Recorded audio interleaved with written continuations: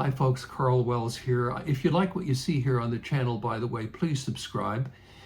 Now, today is a very special day. It's July the 12th, 2025. This day, if he had lived, would have marked Gordon Pinsent's 95th birthday, believe it or not. Well, recently I found in my archives a piece of videotape that was recorded in 1981 when Gordon was 51 years of age. And it's when Gordon and I appeared on a telethon for the Vera Perlin Society here in St. John's. I was one of the co-hosts, and Gordon was our very special guest host.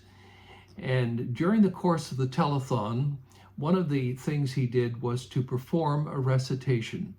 Now, recitations are very much a part of the culture here in Newfoundland and Labrador, and I have no doubt that when Gordon Pinsent was growing up in Grand Falls, he would have heard a recitation or two, quite in the flavor of what you're about to hear now and see.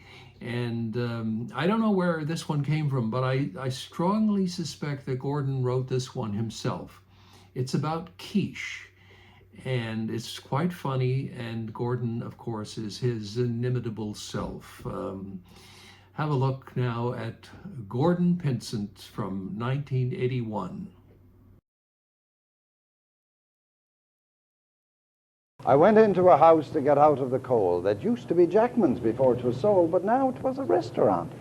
Napkins and all. But she didn't come close to the one at the mall. Now, Mary, my dear, you should see what a mess they made of your lovely front room. And just guess what they did to the bed where your poor mother died. It was hung from the ceiling with plants down one side.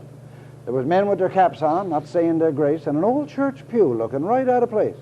There were some with no shoes on. There was one with nigh stitch, half boys and half girls and half goodness knows which. A waitress came by with the smirk of a snot and a nose that covered her face like a knot. Name it, she said, and you better be fast. This pew is reserved at 1/4 past. The quiche, I said, either cold or hot, but none of them bits. I wants the lot, and none of that stuff about bourguignon. I wants that quiche before she's gone. My sister said they were something new. Don't die, she said, till you downed a few. Have one of them, and it's guaranteed you'll go there again when you're out for a feed.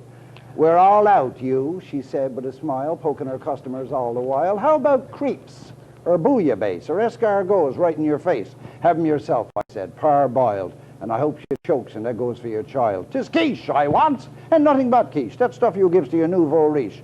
I'm sorry, she said, you'll have to leave. I couldn't serve that to the likes of ye. You got no class. You got no taste. Serving you quiche would just be a waste.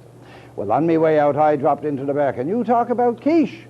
There was rack after rack. So that was the quiche, I thought. My God, with nar bit of meat, nor nar bit of cod, nor no capelin in her that I could see, I'd sooner the skin off the leg of a flea. Yes, and sooner would I take a chance on bad meat than go down to that mess hall on New Gower Street.